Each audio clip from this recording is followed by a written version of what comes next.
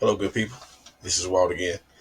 So right now we're going to answer a few emails that I received, and I'll start with the first one here. It says, "Hey Walt, why would you dedicate so much time to helping convicts who've already committed a crime?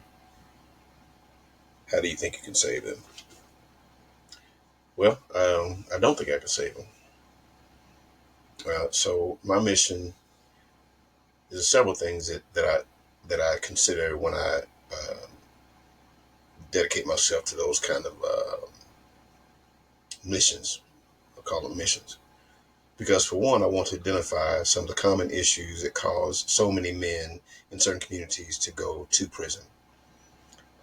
That's one thing. The other part of it is this: I believe in fiscal conservatism. And fiscal conservatism means lowering the tax rates, allowing people to work. It also slows down recidivism. Recidivism is when a person gets out of the penitentiary, really can't figure out a way to survive, and reverts back to that same lifestyle and ultimately ends up back in the penitentiary, becoming a repeat offender, which then causes us as taxpayers to pay more money. So the only people that make money in those prison systems are the people who make concrete, cement, sugar, beef, metal. Uh, Other people make money off of that. So um, I believe that the government involves themselves in that to a point where it causes the tax rates to go up. It actually benefits the lobbyists who support like local governors, some state and local officials. It helps those people because they have contracts to help maintain these facilities.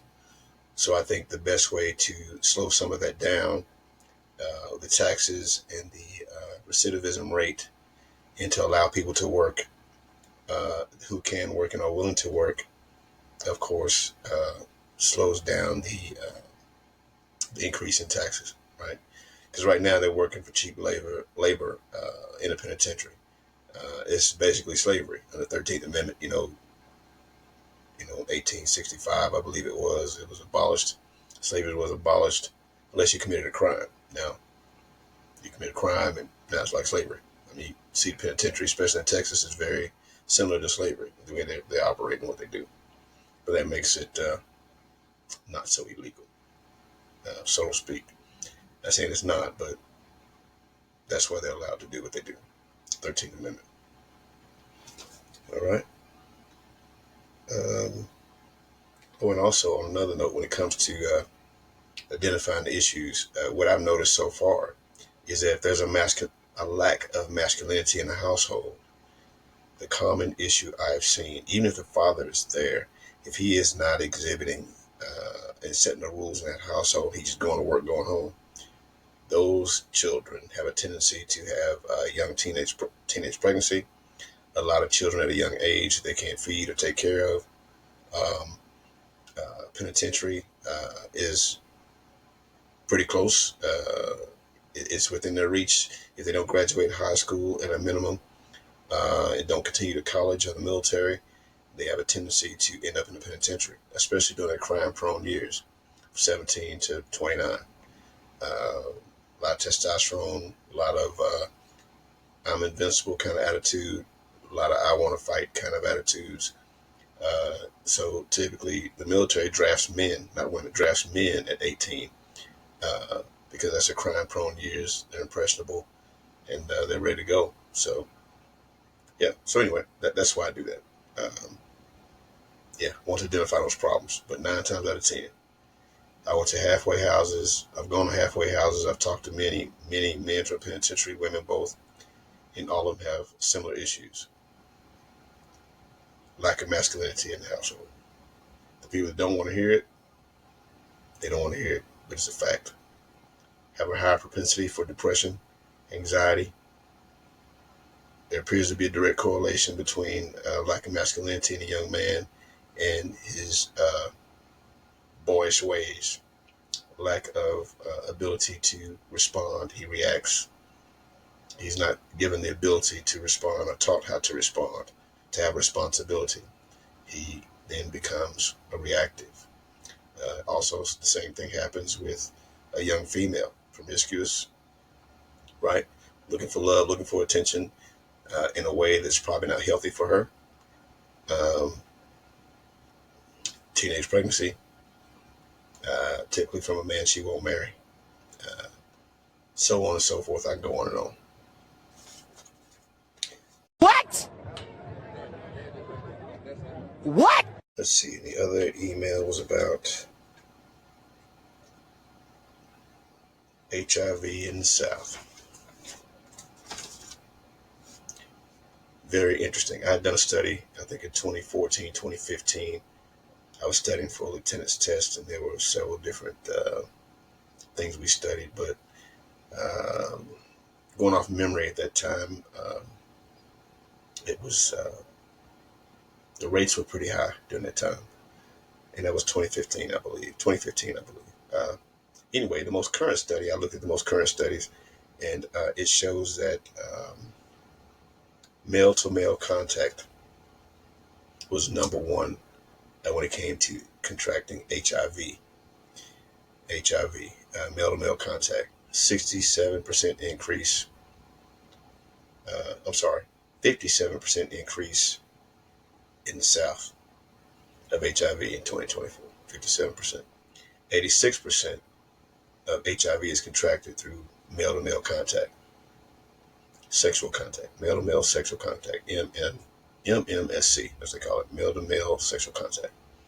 Then they have a president's plan. It's called the PEPFAR, President's Emergency Plan for AIDS Relief, called PEPFAR. Marco Rubio is part of Donald Trump's cabinet right now. He has actually paused the PEPFAR aid relief because 7.8 billion was going overseas to other countries. Now, if you think about that, some of the other countries that have higher rates of HIV, some of them are here. The migrants, some of them come here. Some of them are not tested. But the way they try to measure that is by the PEPFAR drug or the PEP drug. And that is for HIV treatment, which now some people can live with it and not can live a decent life and almost be undetectable. But you have to actually be HIV positive to even be eligible to take that drug. Now, the way the healthcare system is set up, once this funding is paused, people that have HIV, they may or may not be able to get drugs depending on type of insurance they have, that kind of thing. But this is the biggest part that I was concerned about. Because I looked at the numbers through CDC, some other studies like Dallas County, Harris County. I even went to DeKalb County over in Georgia. I checked all the places where the hot spots for male-to-male contact was for, down south, because the southern states have higher rates of HIV than any other state, southern states. Texas, Mississippi, Alabama, Arkansas, Florida, Georgia, Carolinas. Some of those really have high HIV rates. And through my studies, what I've noticed is that it appears that it's homelessness is one issue, unstable household is another issue, lack of education, another issue. Drug use was a small percentage. It was like 7% for drug use. But the disturbing part was, in this study, it showed that a black female was 12 times more likely to have HIV than her white counterparts. I'll say it again. Black female was reported to have a 12% or 12 times more likely to catch HIV than a white female. 4 times more likely than a Hispanic female. That's what it reported. Now, this is my only issue with those numbers. Because of the movements that have started since 2008, where people can identify as a female, even if they are biologically a male, I think those numbers are skewed. So if you just take all females, all black females, and you take that number, it appears that there's a very, very high rate of black females have HIV. You just take that number at face value. I personally I think those numbers could be skewed because there are a lot of males down south that identify as female, but biologically are males. No disrespect to anybody who does that, but I believe that that is a factor. The other factor is HIV can be contracted through uh, BBL surgeries as well. Now, I say that with confidence because the Dominican Republic in 2024, there were 84,000 Americans that returned to the United States with STDs with a high rate of HIV coming from DR. I can't say for sure because I'm not there, but I can't say for sure that all those were sexually transmitted. But I do know the doctors there don't have the same protocols as the ones here in America. So if you survive, if you have blood transfusions, if you have anything down there, your chances of catching HIV in a small town in another country who does not have the same regulations that the United States has, probably got a pretty good chance of catching it. Probably got a pretty good chance of catching it. So that's just my take on it.